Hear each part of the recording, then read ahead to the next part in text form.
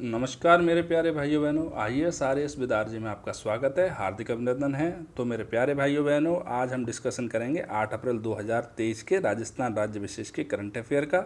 मतलब राजस्थान में जो घटनाएं घटित हुई हैं पिछले 24 घंटे के अंदर, उनमें से आपके करंट अफेयर की दृष्टि से, आपके एग्जामिनेशन की दृष्टि से, आरएएस की दृष्टि से या किसी दूसरे एग्जामिनेशन की दृष्टि से, प्रीलिम्स की दृष्टि से या मेंस की दृष्टि से या इम्पोर्टेंट या इंटरव्यू की दृष्टि से, जो भी चीज़ें इंपॉर्टेंट हैं आपके लिए, उनको लेकर आ चुका हूं मैं आपका दोस्त। तो दोस्तों जाके आप इसकी पीडीएफ ले लीजिए। वही एक पुरानी बात हर रोज़ वाली, आप टेलीग्राम चैनल से जाके पीडीएफ ले सकते हैं। हमारे टेलीग्राम चैनल का नाम है दोस्तों IAS RAS विद आरजे। ठीक है मेरे भाइयों बहनों, इसका नाम है IAS RAS विद आरजे। ये अपना टेलीग्राम चैनल है, आप जाओ यहाँ से brand new handwritten PDF download कर लो। ठीक है मेरे भाइयों बहनों, तो अब बिना इधर उधर की बातों के अपन आते हैं सीधे आज के न्यूज़ आर्टिकल के डिस्कशन पे। और हाँ दोस्तों, एक और छोटी सी बात आपके लिए कि भैया यूट्यूब चैनल है, उसको आप यदि आपको जो न्यूज़ डिस्कशन है, न्यूज़ आर्टिकल का डिस्कशन है, वो आपको अच्छा लगे तो आप उसको लाइक किया करो, शेयर किया करो, सब्सक्राइब किया करो। छोटा चैनल है, धीरे धीरे करके बड़ा हो जाएगा। ठीक है मेरे भाइयों बहनों, तो अपन सीधे आते हैं न्यूज़ आर्टिकल के डिस्कशन पर। ठीक है, तो अपनी न्यूज़ क्या थी? न्यूज़ थी हमारी कि विश्व स्वास्थ्य दिवस के अवसर पर राजस्थान के सभी के लिए, राजस्थान में क्या है, स्वास्थ्य का अधिकार, इस विषय पर चर्चा की गई है। ठीक है, जब गवर्नमेंट के ऑफिशियल हैंडल पे किसी भी तरह की चर्चा होती है तो वो आपके एग्जाम के लिए बहुत इंपॉर्टेंट हो जाती है। तो दोस्तों आपका पहले तो ये देख लेंगे अपन कि विश्व स्वास्थ्य दिवस कब था। ये था आपका 7 अप्रैल को। कब था? 7 अप्रैल को। ठीक है, मतलब कल के डेट में क्या था, विश्व स्वास्थ्य दिवस था। और इस पर क्या किया गया था, राजस्थान में जो अभी राइट टू हेल्थ दिया है हमने, या हमारी सरकार ने, हम तो कहाँ ही दे सकते, हमारी सरकार ने जो दिया है उस पर डिस्कशन हुआ था। और क्या क्या बातें कही गई थी कि प्रदेश में जो स्वास्थ्य बीमा है उसमें राष्ट्रीय औसत से भी अधिक बीमा कहाँ किया गया है, राजस्थान के अंदर। ठीक है, अगले क्या है हमारा, आगे चलते हैं, उसमें देखते हैं कि मुख्यमंत्री चिरंजीवी स्वास्थ्य बीमा योजना जो है उसने आम लोगों के लिए एक संजीवनी का कार्य किया है। मतलब हम जो राष्ट्रीय औसत से अधिक स्वास्थ्य बीमा कर पाए हैं आज, तो उसके लिए जो सबसे बड़ा योगदान है, जो सबसे बड़ी संजीवनी है, वो चिरंजीवी स्वास्थ्य बीमा योजना रही है। ठीक है मेरे भाइयों बहनों, अब आपके एग्जाम के लिए कौन सी चीज़ इंपॉर्टेंट है उसकी हम चर्चा कर लेते हैं। तो आपके एग्जाम के लिए जो चीज़ इंपॉर्टेंट है, पहले तो आपसे पूछ सकता है कि विश्व स्वास्थ्य दिवस कब मनाया जाता है। वैसे आपसे नहीं पूछेगा, इतने सारे दिवस होते हैं कि आप कहाँ तक रटोगे। हर दिन 2-4 दिवस होते हैं किसी चीज़ को लेकर। ठीक है, इसलिए दिवसों को रटना ज़्यादा बंद करो। कुछ 1-2 दिवस जो आपके एग्जाम के 1 महीने के अंदर अंदर मनाए जाएं, बस उनको रट लेना, उससे ज़्यादा आपको रटने की आवश्यकता भी नहीं है। और उनमें से भी 8-10 ऐसे दिवस होंगे जो बहुत इंपॉर्टेंट होंगे।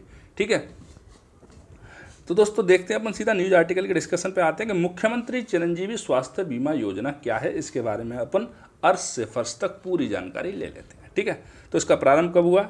1 मई 2021। कब किया गया? 1 मई 2021। ठीक है, यह योजना क्या करती है, इसका कवरेज कितना है, तो यह राज्य की पूरी आबादी को कवर करती है। कितनी आबादी को? पूरी की पूरी आबादी को। ठीक है, इसका मतलब आप बोलोगे सर सबको मुफ्त में, तो बेटा सबके लिए मुफ्त नहीं है ये, कुछ लोगों को इसका प्रीमियम भी देना पड़ेगा। ठीक है, उसके बारे में भी अपन आगे आएंगे। तो मुफ्त में किन लोगों के लिए है, निःशुल्क में किन लोगों के लिए, और प्रीमियम किन लोगों के लिए, उसके बारे में एक बार देख लेते हैं अपन। तो इसके तहत राष्ट्रीय खाद्य सुरक्षा, सामाजिक आर्थिक एवं जाति आधारित जनगणना में चिन्हित लोग, सामाजिक आर्थिक एवं जातिगत जो जनगणना है उसमें चिन्हित लोग होंगे या राष्ट्रीय खाद्य सुरक्षा के अंतर्गत जो लोग आते होंगे वो। अगला छोटे एवं सीमांत किसान। तो अब दोस्तों मैं इसको 2-3 बार आपको बता चुका हूँ कि छोटे किसान किसको बोलते हैं, किसके पास कितनी जोतें हों जब वो छोटा कहलाता है, और जो सीमांत किसान है उसके पास कितनी हेक्टेयर जोत होती हैं, आप उसको एक बार कमेंट सेक्शन में ज़रूर बताएं।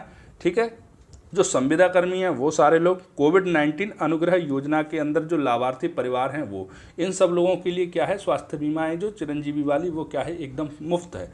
आप जाके सिर्फ रजिस्ट्रेशन करवाओ और इस बीमा का आपको अनायास ही कवरेज मिल जाएगा। ठीक है, जबकि इसके अतिरिक्त जो भी लोग बचते हैं राजस्थान के अंदर, मतलब इन सारी योजनाओं में जो लोग नहीं आते, भाई जिन लोगों ने मेहनत की है, अपना स्टेटस बनाया है, अपने को और अपने प्रदेश को आगे लेके गए हैं, उन लोगों के साथ भेदभाव तो नहीं किया जा सकता कि भाई जो गरीब हैं जिन्होंने कुछ नहीं किया, ऐसा तो नहीं है। लेकिन जो लोग पिछड़े हैं, अगर कोई व्यक्ति अपनी मेहनत से आगे निकल जाता है तो उसके लिए ऐसा तो नहीं है कि गवर्नमेंट के लिए तो सारे लोग बराबर ही रहेंगे। ठीक है ना, जबकि इसके अतिरिक्त शेष जो आबादी बची है उसको 850 रुपये की राशि है जो प्रतिवर्ष प्रति परिवार भुगतान करनी होगी।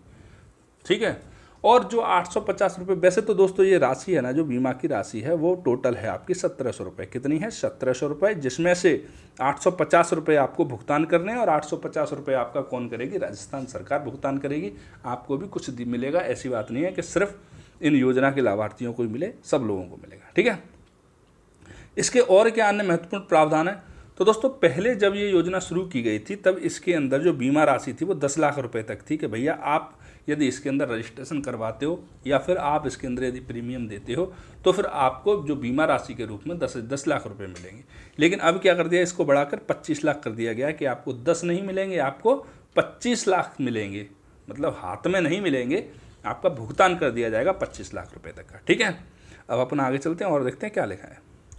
तो दोस्तों जैसे कोई व्यक्ति है जिसको किडनी की बीमारी है, बोन मैरो की बीमारी है, लीवर की बीमारी है या हार्ट ट्रांसप्लांट करवाना है, इस तरह की सुविधाएं, और वो चाहता है कि प्रदेश से बाहर वो अपना इलाज करवाए, उसको प्रदेश के अंदर मैटर थोड़ा ठीक नहीं लगा कि नहीं भैया हम तो बाहर जाएंगे। वैसे अपना प्रदेश जो है राजस्थान, वो पूरे देश के अंदर जो अग्रणीय राज्य हैं चिकित्सा के क्षेत्र में, उनमें शुमार होता है, तो किसी को भी बाहर जाने की आवश्यकता महसूस ही नहीं होनी चाहिए पहले तो। ठीक है, लेकिन फिर भी किसी को लगता है, वो एक कहावत है ना, आपने एक सुनी होगी कि घर को जोगी जोगना आन गाम को सिद्ध, तो वही स्थिति है यहाँ पे। घर की जो दवाई है वो ना लगेगी, बाहर जाकर ले लेंगे, गुड़ गोबर कछू ले लेंगे, कोई ऐसी हरी दवाई पकड़ा दे, वो पीली दवाई, तो उससे ठीक हो जाएंगे। ठीक है, ठीक है, तो ऐसा होने पर भी क्या करेगा हमारी जो प्रदेश सरकार है वो क्या करेगी, किसी अस्पताल में होने पैकेज सीमा तक राशि का पुनर्भरण किया जाएगा, कि आप जितना वहाँ पे खर्चा करके आए हो उतने में, यदि आप जिस पैकेज के अंदर आप आते हो 10 लाख की सीमा में, 15 लाख की सीमा में, 25 लाख की सीमा में, जो भी आपका पैकेज है उतने तक का पुनर्भरण कौन करेगी? आपकी गवर्नमेंट करेगी। ठीक है, अब इस योजना के चलाए जाने का उद्देश्य क्या था? एक तो वही कि पूरे के पूरे राज्य को क्या किया जाए, चिकित्सा सुविधाएं दी जाएं, और दूसरा जो है वो उद्देश्य था कि हमारा यूनाइटेड नेशन डेवलपमेंट प्रोग्राम जो है, एक संस्था है, उसके द्वारा सतत विकास लक्ष्यों में एक जो चिकित्सा सुविधाएं, उस लक्ष्य को भी, मतलब सार्वभौम स्वास्थ्य देखभाल के लक्ष्य को क्या किया गया था? समाहित किया गया था। तो इसको पाने की दिशा में एक कदम बढ़ाते हुए राजस्थान सरकार ने चिरंजीवी स्वास्थ्य बीमा योजना के बारे में, मतलब इन लोगों को कवरेज किया, या अपन लोगों को कवरेज किया, अपनी सरकार अपनी योजना। ठीक है दोस्तों, अब अपन देख लेते हैं कि चिरंजीवी दूसरी भी कोई योजना है क्या? तो है सर, कौन सी है? कि सीएम मतलब मुख्यमंत्री चिरंजीवी दुर्घटना बीमा योजना। कि ठीक है सर, वो तो आप बीमार हुए थे, अब दुर्घटना होगी किसी की, भाई कोई बंदा स्वस्थ है, नहीं बीमार है, कामकाज है, बाहर गया तो कोई दुर्घटना भी हो सकती है, तो हो गई। तो इसका भी किया गया कि ठीक है भाई, आप लोग दुर्घटनाग्रस्त हो तो 1 मई 2022 से ये एक योजना और लेके आई गई। भाई जो लोग बाहर जाएंगे उनका दुर्घटना भी हो सकती है। अब ऐसा तो है नहीं कि यदि कोई गरीब व्यक्ति है या कोई भी व्यक्ति है बस वो बीमार पड़ेगा, बीमार नहीं पड़ा, दुर्घटना हुई, अब उसके पैसे कौन देगा? तो उसके भी बीमा प्रीमियम के लिए, मतलब बीमा के भुगतान के लिए सीएम चिरंजीवी दुर्घटना बीमा योजना शुरू की गई। कब की गई? 1 मई 2022 को। कवरेज क्या है इसके अंदर? तो वही कवरेज है जो चिरंजीवी स्वास्थ्य बीमा योजना के अंतर्गत बीमित परिवार हैं, वही कवरेज है। और इसके अंदर दुर्घटना को शामिल किया गया। भाई दुर्घटना कैसी होनी चाहिए? ऐसा तो नहीं फिसल के गिर गया और टखना टूट गया, अब पैसे दे दो, ऐसा थोड़ी होता है भाई। दो भाई आपस में लग गए, दो क्रिकेट खेल रहे हैं, बॉल लगी सिर पे, दुर्घटना हुई, पैसे दे दो, ये इस तरह की नहीं होगी। तो क्या होगी? उसमें 7 दुर्घटनाओं का वर्णन किया गया है कि कौन कौन सी दुर्घटना होगी जिसके होने पर गवर्नमेंट आपको बीमा के अंदर समाहित करेगी और राशि का भुगतान करेगी। तो पहली है सड़क दुर्घटना। यदि आप किसी सड़क दुर्घटना में दुर्घटनाग्रस्त हो जाते हैं तो आपको पैसे मिलेंगे। ऊंचाई से गिरना, बहुत ऊंचाई से आप गिर जाते हो, बहुत ऊंचाई का मतलब बुर्ज खलीफा पे तो भाई कोई चढ़ने वाला है ना, ठीक है।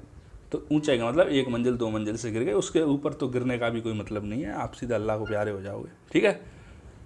मकान का ढह जाना, राजस्थान के अंदर कोई भी बाढ़ वगैरह आई, आपका मकान ढह गया जिसमें क्षतिग्रस्त हो गया, आप घायल हो गए, मृत्यु हो गई, तो उस स्थिति में, ठीक है। रासायन द्रव्यों का छिड़काव, रासायनिक द्रव्यों की बहुत सारी फैक्ट्रियां हैं जिनमें लोग काम करते हैं, उनके साथ कोई दुर्घटना हो जाती है तो उनको इस योजना के अंदर शामिल किया गया है।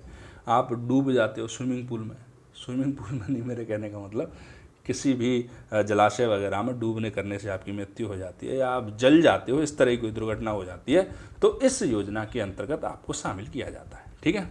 अब एक नोट देख लेते हैं, अपने नोट क्यों डाला है, क्योंकि इसके अंदर जो कवरेज है वो घोषणा की गई है हमारे सीएम साहब के द्वारा कि जो कवरेज है उसको 5 लाख से बढ़ाकर 10 लाख कर दिया जाएगा। कितना कवरेज कर दिया जाएगा? 5 लाख से बढ़ाकर 10 लाख कवरेज कर दिया जाएगा मेरे दोस्तों, ठीक है मेरे प्यारे भाइयों बहनों। अब अपन अगली न्यूज़ के बारे में देख लेते हैं। तो दोस्तों जो हमारी अगली न्यूज़ है, अगला न्यूज़ आर्टिकल है वो इस तरह से, वैसे तो इसके बारे में हम पहले एक बार चर्चा कर चुके हैं, लेकिन चर्चा बहुत सीमित थी। इस बार जो चर्चा है वो विस्तृत है। ठीक है, क्या है, रणथंभौर राष्ट्रीय उद्यान जो आपका है उसमें एक परियोजना चलाई जा रही है, बाघ परियोजना। ठीक है, आपको सबको पता है कि रणथंभौर जो है वो टाइगर रिजर्व है। ठीक है, और बहुत पुराना टाइगर रिजर्व है, आजकल का नहीं है, शायद राजस्थान का पहला टाइगर रिजर्व यही था। ठीक है, इसमें क्या है कि विशेष बाघ संरक्षण बल, इसका जो है उसके पदों का और ज़्यादा सृजन किया गया, कुछ 80 के समथिंग पद हैं और ज़्यादा सृजन किया गया, इतने पद और बढ़ाए जाते हैं विशेष बाघ संरक्षण बल के अंदर। तो उसमें क्या किया गया है कि एक साथ में एक चीज़ दी गई है कि जो पद बढ़ाए गए हैं उनकी जो भर्ती है वो पुलिस पैटर्न के स्थान पर किस पैटर्न पे की जाएगी, फॉरेस्ट पैटर्न पे करो। जो उनकी भर्ती है, जो उनकी ट्रेनिंग है, वो पुलिस के अकॉर्डिंग मत करो। किसके अकॉर्डिंग करो, फॉरेस्ट के अकॉर्डिंग करो। अब तक क्या होता था, जो पुलिस की ट्रेनिंग होती थी वही फॉरेस्ट गार्ड की ट्रेनिंग होती थी। अब क्या होगा, जो विशेष बाघ संरक्षण बल है जिसके अंदर पद सृजित किए गए हैं, उनकी जो ट्रेनिंग है वो फॉरेस्ट पैटर्न के अनुसार सृजित करने का एक प्रस्ताव रखा गया है।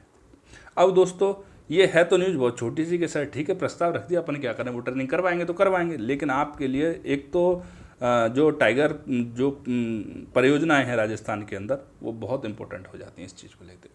वैसे तो टाइगर प्रोजेक्ट हैं जो इंडिया ही पूरा भारत ही बहुत इंपॉर्टेंट है, पूरे भारत के अंदर ही, लेकिन राजस्थान के अंदर और भी ज़्यादा इंपॉर्टेंट हो जाते हैं। तो अपन देख लेते हैं कि कौन कौन से टाइगर प्रोजेक्ट राजस्थान के अंदर चल रहे हैं, सबसे नवीन और सबसे प्राचीन टाइगर रिजर्व कौन सा है उसको अपन एक बार देख लेते हैं। ठीक है, तो इसके लिए अपन ने बना रखी है पूरी की पूरी एक टेबल, आपकी समझ में आएगा बहुत बढ़िया से। इसके अलावा आपको फिर दोबारा टाइगर रिजर्व कभी पढ़ने की जरूरत नहीं पड़ेगी राजस्थान के। ठीक है, तो पहले एक स्थान पर अपन ने रखा है परियोजना कौन सी है, स्थापना कब हुई, क्षेत्रफल कितना कवर करता है, शामिल कौन कौन से क्षेत्र हैं इसके अंदर और कौन से जिले के अंदर ये आता है। ठीक है मेरे भाइयों बहनों, तो अपन पहले नंबर पर ही ले लेते हैं रणथंभौर बाघ परियोजना को। रणथंभौर बाघ परियोजना राजस्थान की पहली टाइगर रिजर्व परियोजना है, पहली बाघ परियोजना है। ठीक है, कब स्थापना की गई इसकी, 1974 में। ओके, क्षेत्रफल कितना है इसका, परियोजना का नहीं दोस्तों, कितना क्षेत्रफल आता है इसके अंदर, 1144 किलोमीटर। मतलब इस परियोजना के अंदर जो रणथंभौर के अंदर बाघ रिजर्व जो बाघ परियोजना चलाई जा रही है उसकी स्थापना 1974 में। क्षेत्रफल कितना आता है उसके अंदर, तो 1411, मतलब 1411 किलोमीटर स्क्वायर। इसके अंदर शामिल कौन कौन से क्षेत्र हैं, इसके अंदर शामिल है आपका एक तो रणथंभौर नेशनल पार्क है, सवाई माधोपुर अभ्यारण्य है, कैला देवी अभ्यारण्य है और चंबल अभ्यारण्य है। ठीक है, कैला देवी है तो करौली का नाम आएगा, चंबल का आएगा तो कोटा बूंदी का नाम आएगा, सवाई माधोपुर का नाम आया तो सवाई माधोपुर का तो आएगा ही आएगा, और रणथंभौर खुद भी सवाई माधोपुर के अंदर रखे थे। तो जिले कौन कौन से हो जाएंगे, सवाई माधोपुर, करौली, बूंदी और टोंक। ठीक है, अब अपन देख लें तो दूसरी परियोजना क्या है, उसका क्षेत्रफल क्या है दूसरी परियोजना का। ठीक है, तो दूसरी है आपकी सरिस्का जो है वो बाघ परियोजना, स्थापना 1978 के अंदर की गई इसकी, 1213 किलोमीटर स्क्वायर इसका क्षेत्रफल है। सरिस्का अभ्यारण्य, सरिस्का ए अभ्यारण्य और जम्वा रामगढ़ ये अभ्यारण्य, इन तीनों को शामिल किया गया है इस परियोजना के अंदर, और ये अलवर और जयपुर क्षेत्र में चलाई जा रही है। ठीक है, तीसरी है आपकी मुकंदरा हिल्स बाघ परियोजना। ठीक है, कौन सी है, मुकंदरा हिल्स बाघ परियोजना। ये 2013 के अंदर संचालित की गई थी। 760 किलोमीटर इसका टोटल क्षेत्रफल है। इसके अंतर्गत मुकंदरा हिल नेशनल पार्क, दर्रा अभ्यारण्य, चंबल अभ्यारण्य और जवाहर सागर अभ्यारण्य ये चारों शामिल हैं, और कोटा बूंदी झालावाड़ और चित्तौड़गढ़ के अंदर ये चलाई जा रही है। दोस्तों इस टेबल को एज इट इज रट लेना। ठीक है, चौथी जो परियोजना है वो रामगढ़ विस्तारी बांध जो है आपका बाघ परियोजना है उसके अंदर चलाई जा रही है। किसमें, रामगढ़ विस्तारी में। रामगढ़ विस्तारी है वो आपके पूरे हिंदुस्तान का सबसे लेटेस्ट टाइगर रिजर्व है, पूरे के पूरे इंडिया का सबसे लेटेस्ट टाइगर रिजर्व है, ना सिर्फ राजस्थान का बल्कि पूरे इंडिया का। ठीक है, कब स्थापना की गई, 2021 में। क्षेत्रफल कितना कवर करता है, 1050 किलोमीटर स्क्वायर। कौन सा है इसके अंदर अभ्यारण्य शामिल है, वो है रामगढ़ विस्तारी अभ्यारण्य, बूंदी और झालावाड़ के अंदर स्थित है। ठीक है मेरे प्यारे भाइयों बहनों, आपकी समझ में आ गया होगा ऐसी मैं उम्मीद करता हूं। अब चलते हैं अपन आपके अगले न्यूज आर्टिकल डिस्कशन की तरफ। तो दोस्तों प्रदेश का पहला ODF प्लस गांव जो है वो कौन सा बना है, खेरूना गांव बूंदी का। अब आप बोलोगे सर कहाँ से उठा ला इस न्यूज़ को, तो दोस्तों हमारी जो मुख्य सचिव हैं वो गई थी, उन्होंने इस गांव के अंदर इसी चीज़ को देखने के लिए गई थी कि ODF प्लस इसको घोषित किया गया है तो इसके अंदर क्या क्या विशेषताएं हैं। ODF का मतलब आप समझ रहे हो, खुले में शौच से मुक्त, ठीक है, ओपन डेफिकेशन फ्री। मतलब आप जब खुले में कोई भी व्यक्ति शौच करने नहीं जाता तो उसको ODF बोलते हैं, ठीक है। अब इसको ODF प्लस और ODF प्लस प्लस 3 श्रेणियां होती हैं, ठीक है। तो इसको कौन सी श्रेणी दी गई है? ODF plus. ODF का मतलब खुले में शौच से मुक्त, ODF प्लस का मतलब खुले में शौच से और भी ज़्यादा मुक्त, ODF प्लस प्लस का मतलब खुले में शौच से सबसे ज़्यादा मुक्त। अब आप बोलोगे जब पहली बार ही मुक्त हो गया सर तो और भी ज़्यादा और सबसे ज़्यादा मुक्त होने का क्या मतलब है? उसका जो मतलब है दोस्तों मैं उसको समझाता हूँ आपको, ठीक है। तो दोस्तों पहले ODF को देख लेते हैं। ODF कोई चीज़ या किसी जगह को ODF कब बोलते हैं? तो किसी शहर, वार्ड या गांव या कस्बा या कोई भी ज़मीन है, कोई भी एक जगह का टुकड़ा है, कोई भी एक क्षेत्र है, उसको ODF तभी कहा जाएगा। ODF का मतलब खुले में शौच से मुक्त तभी कहा जा सकता है जब कोई भी व्यक्ति खुले में शौच करते हुए नहीं पाया जाए। अब आप बोलोगे सर इसके पीछे पीछे टॉर्च लेके लोग घूम दौड़ रहे हैं कि सर कौन खुले में शौच करते हुए पाया गया, कौन नहीं पाया गया। तो भैया ऐसा हुआ था, लोग कैमरा लेके घूम रहे थे और जिन लोगों की फ़ोटो अपलोड करता था, जो व्यक्ति फ़ोटो अपलोड करते थे उनको पैसा भी दिया जाता था, उनके अकाउंट में पैसा आता था, ठीक है। तो जिस जगह पर कोई भी नहीं मिलता था खुले में शौच करते हुए तो उस जगह को ODF घोषित कर दिया जाता था, ठीक है मेरे प्यारे भाइयों। अब अपन बात कर लेते हैं ODF प्लस के बारे में। मतलब खुले में शौच से और भी ज़्यादा मुक्त कौन से लोग हैं? ये वे शहर, वे कस्बे और वे वार्ड या वे गांव हैं जो ODF स्थिति को तो पहले ही प्राप्त कर चुके हैं। मतलब खुले में शौच करते हुए तो वहाँ पहले से ही कोई नहीं मिला। तो सर जब मिला ही नहीं है तो फिर दोबारा क्या देखने गए? दोबारा ये देखने गए कि शौचालय में जो सुविधाएँ हैं उनको उचित रखरखाव सुनिश्चित किया जा रहा है या नहीं किया जा रहा है। मतलब ठीक है, आप बाहर नहीं मिला कोई भी पाकिस्तान करते हुए, तो जो आपके जो सार्वजनिक शौचालय वगैरह हैं, सार्वजनिक पाकिस्तान गृह हैं, उसमें कम से कम उसका रखरखाव किया जा रहा है नहीं किया जा रहा है? उनको ठीक से गंदा तो नहीं छोड़ा जा रहा? क्या बोलना पड़ रहा है, अच्छा है मैं गूंगा हूँ। तो दोस्तों जो ODF प्लस प्लस है वो क्या है, इसके अंतर्गत कौन कौन से शहर आते हैं? इसके अंदर वे शहर, वे गांव, कस्बे, वार्ड आते हैं। कौन से आते हैं? जो ODF प्लस की स्थिति को पहले ही प्राप्त कर चुके हैं। मतलब बाहर शौच करते हुए आपको कोई नहीं मिला और जो शौचालय थे सार्वजनिक उनका उचित रखरखाव किया जा रहा है। तो अब सर जब शौचालय का भी रखरखाव हो रहा है, सर बाहर भी कोई नहीं मिल रहा, तो अब क्या करने वाले हैं? तो दोस्तों अब क्या है कि जो संग्रहित मल है, सीवेज की सुरक्षित संग्रहण क्षमता है या नहीं है, सीवरेज का अच्छा परिवहन है कि नहीं है, सीवरेज ब्लॉक होने पर उपचार अच्छा है या नहीं है, उनके निपटान का तरीका निरंतर है या नहीं है, जो आपका जो अपशिष्ट आ रहा है उसको किसी वाटर बॉडी में एज इट इज छोड़ा जा रहा है या ट्रीटमेंट करके छोड़ा जा रहा है। तो इस तरह की जो निगाह होती है, इस तरह की जो चीज़ों को प्राप्त कर चुके होते हैं वो ODF प्लस प्लस होते हैं। तो अभी राजस्थान का जो गांव है बूंदी जिले का, कौन सा गांव था आपका? उस गांव का नाम था दोस्तों खेरुना। जो खेरुना गांव है उसको ODF प्लस घोषित किया है। मतलब खुले में भी कोई शौच करते हुए नहीं मिला और जो सार्वजनिक शौचालय है उनका रखरखाव भी बहुत अच्छा है, ठीक है। तो दोस्तों अपन आगे और चलते हैं। जो इनके नियम और प्रोटोकॉल बनाता कौन है भाई? कौन देता है ODF किसी को घोषित? कौन करता है? ODF प्लस कौन करता है? ODF प्लस प्लस कौन करता है? तो ये करता है आपका, इसके नियम और प्रोटोकॉल बनाता है आपका आवासीय एवं शहरी मामलों का मंत्रालय जो है वो उसको निर्धारित करता है, ठीक है मेरे भाइयों बहनों। अब अपन चलते हैं आपकी अगली न्यूज़ पर। अगला न्यूज़ आर्टिकल है आपका कलाविद सम्मान, मतलब कला के विद्वानों का सम्मान। ये तो होना भी चाहिए, ठीक है। कला, किसी क्षेत्र की कला है वो जितनी उन्नत होगी वो ये आपको ये बता रही होगी कि उस प्रदेश में कितनी शांति और समृद्धि है।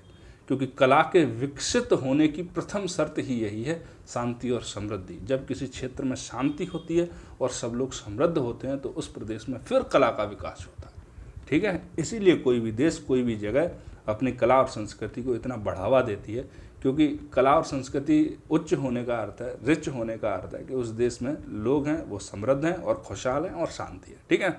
अब कलाविद सम्मान है वो चर्चा में क्यों है?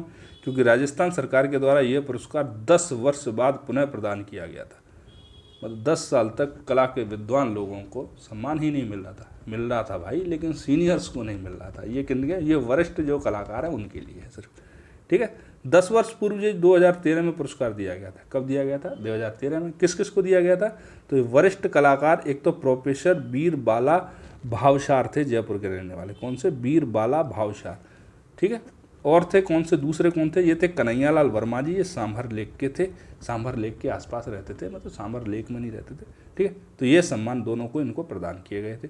अब इस सम्मान के बारे में जान लेते हैं, कलाविद सम्मान का क्या अर्थ है। तो दोस्तों ये जो सम्मान है वो दिया जाता है राजस्थान ललित कला अकेडमी जयपुर के द्वारा। किसके द्वारा दिया जाता है? राजस्थान ललित कला अकेडमी जयपुर के द्वारा इसको दिया जाता है, ठीक। आपसे ये भी पूछा जा सकता है कि राजस्थान ललित कला अकेडमी निम्नलिखित में से कहाँ पर स्थित है? उदयपुर, जयपुर, जोधपुर, कोटा। ओके। वरिष्ठ कलाकारों को दिया जाता है। वरिष्ठ का मतलब जो व्यक्ति 60 वर्ष से ऊपर के होते हैं उनको, ठीक है। 8 कलाकारों को प्रदान किया जाएगा। किनको दिया जाएगा? अब कौन कौन से 8 कलाकार हैं, इनका नाम रखने, याद रखने की मेरे हिसाब से तो कोई आवश्यकता है नहीं, लेकिन फिर भी रख लेना भैया, 10 वर्ष बाद दिया जा रहा है, क्या पता गहलोत जी में भावुक हो जाए। तो डॉक्टर शैल चोयल, कौन है? गोयल नहीं है भैया, ये चोयल है, चा यो, ठीक है, ओ यल, ठीक है, चोयल, डॉक्टर शैल चोयल।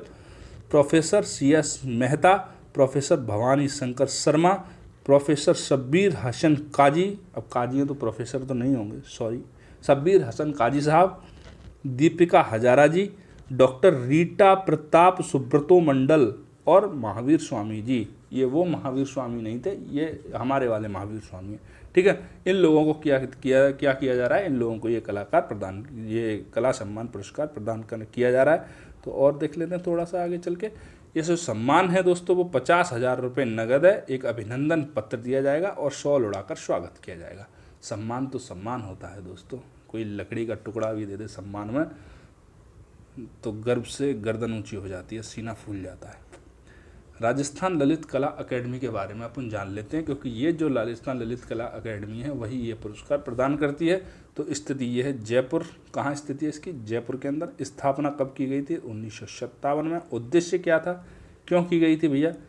मतलब ऐसे ही बैठे डाले हुए काम नहीं है तो एक आप कला अकेडमी बना दोगे, नहीं भैया, ऐसा नहीं है।